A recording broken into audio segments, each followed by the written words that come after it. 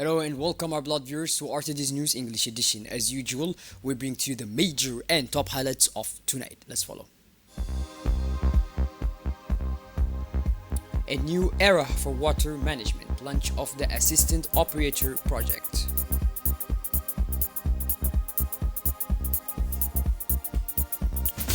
A statement by the Ministry of Communication for the World Post Journal Day.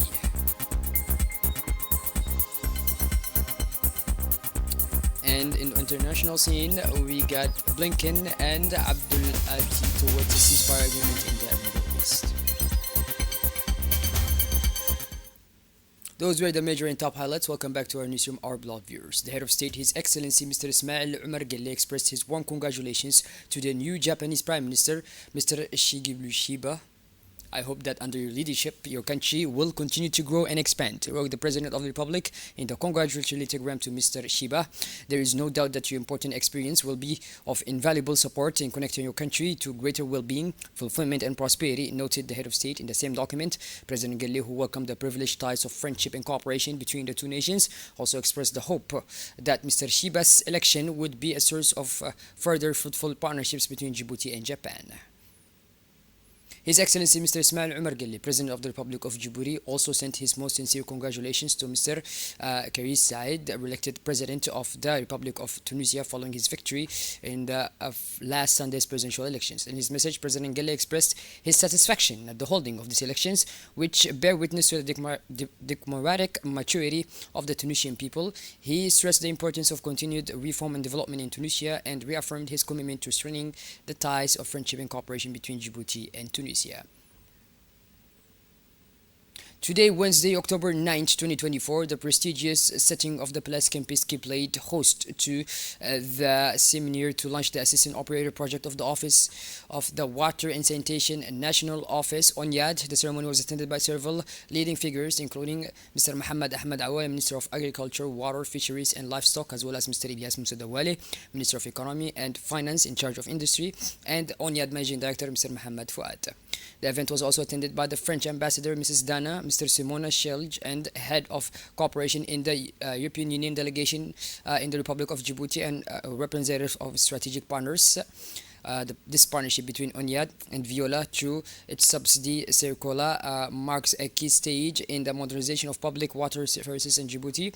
It comes at a time with the availability of water represents a major challenge for the country with the limited water resources and ever-increasing needs. The Djiboutian government is working to secure access to quality drinking water for the entire population.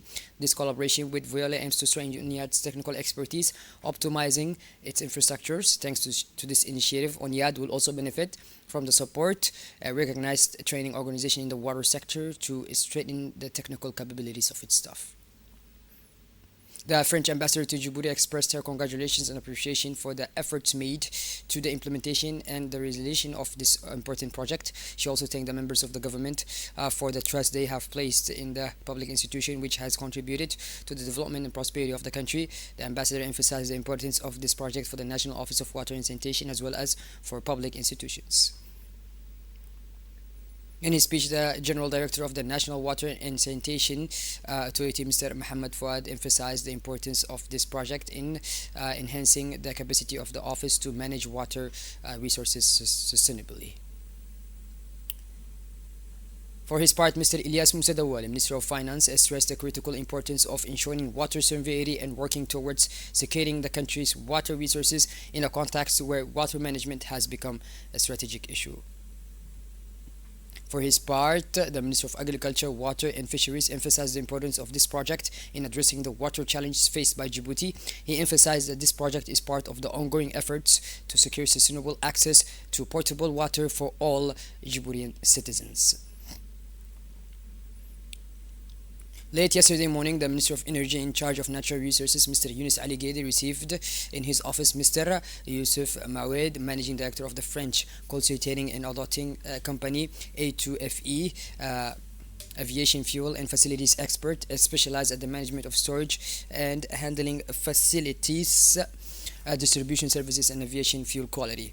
The latter is, in fact, one of multi-day working visit to our country as part of a program to enhance the skills and competence. The visit of A2FE's managing director of Djibouti is also part of a program to reinforce the capacities of the above-mentioned personnel through practical implementation, and also to improve the supply chain from refinery products to aircraft delivery at airports and offshore platforms. As part of the program to build the capacity of engineers and technicians in the hydrocarbon sector, a series of practical exercises to inspect and audit airport storage depots were organized this week in Djibouti. The exercises, led by experts from A2FE, focus on the inspection of aviation fuel storage facilities as well as the review of safety and quality control systems. These visits provided an opportunity to assess the existing infrastructure, including the Jet A1 storage depots and refueling vehicles. In terms of safety, maintenance, and environmental management, following the inspection visitors, International Hydrocarbon Company of Djibouti hosted a specialized training session for engineers. The training covered the design, management, and inspection requirements for aviation fuel depots, as well as best practices in safety and operations. This training program aims to strengthen local skills and ensure that Djibouti remains a strategic hub for aviation fuel management in the region.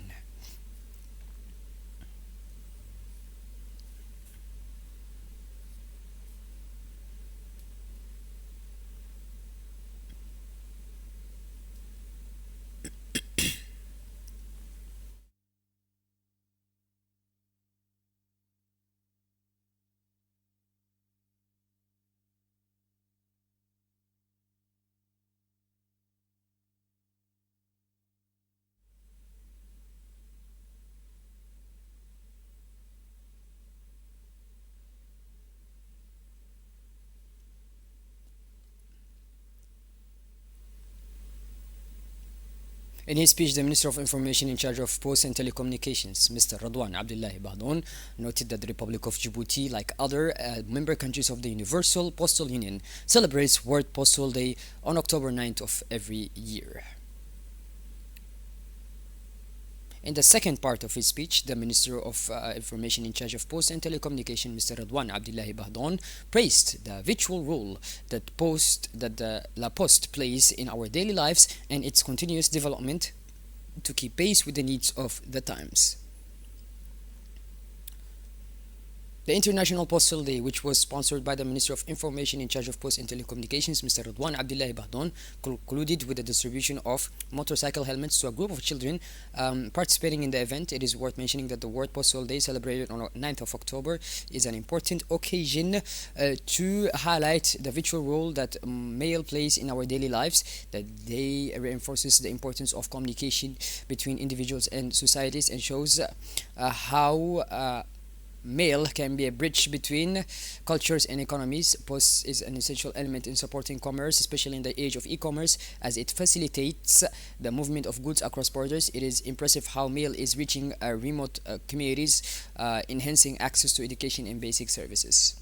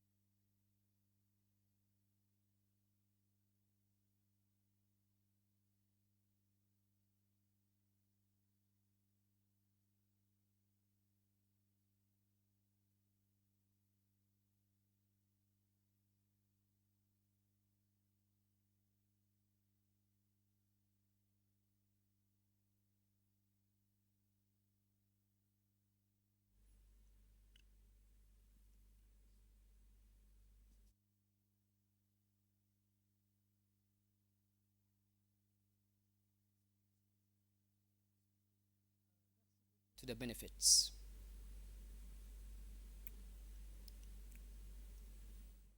Still on the national scene, the Secretary General of Health, Mr. Muhammad Ali Muhammad, provided over the opening ceremony of the STEP 2.0 training course, a professional development system specifically designed to meet the needs of health supply chain leaders and managers. More than 30 technicians, logisticians, and managers from CAM and EPI, as well as the immunization service. Coordinators in the five regions are benefiting from a series of trainings in the last for 5 to 6 months to meet the needs of the Ministry of Health Supply Chain team. The program is funded by the Vaccine Alliance and implemented by Games Aid, a non-profit public health consulting from the specializes in health system in strengthening public health supply chain capacity building and learning, as well as digital solutions for health. The Ganesh Aid representative and the UNICEF health officer thanked the Secretary General for organizing this training course for supply chain managers.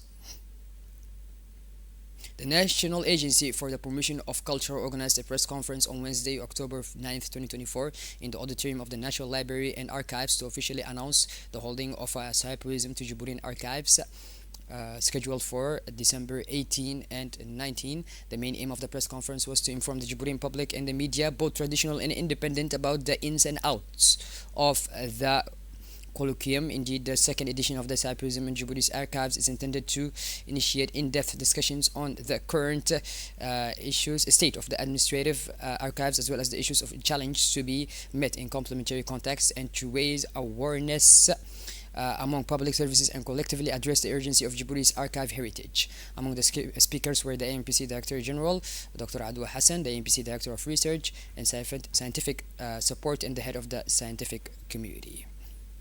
As part of the fight against illegal immigration, mobile gendarmes in the Lake Assal Center arrested 48 illegal immigrants. The detainees received immediate humanitarian assistance, including water, food, and medical care. The gendarmes ensured that each of them received the necessary care before being redirected.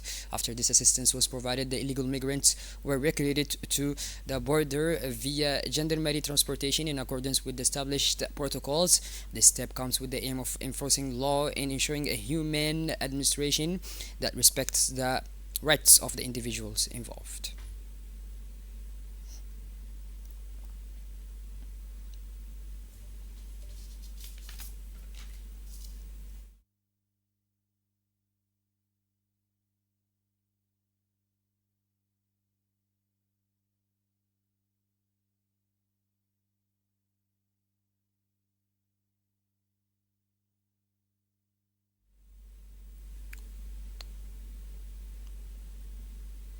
Shifting gears towards the international scene now, the Venezuelan President Nicolas Maduro has condemned Israel's recent attacks on Gaza, called for the liberation of Palestine, and expressed his solidarity with the Palestinian people. In a radio interview, Nicolas Maduro said that defending Palestine's rights to life, independence, and existence went hand in hand with defending the rights of Venezuela, Latin America, and the Caribbean. Well, but these are blood viewers. We finally conclude this edition. Thank you for being with us, and make sure to tune in later for more. Have a wonderful evening. Take care.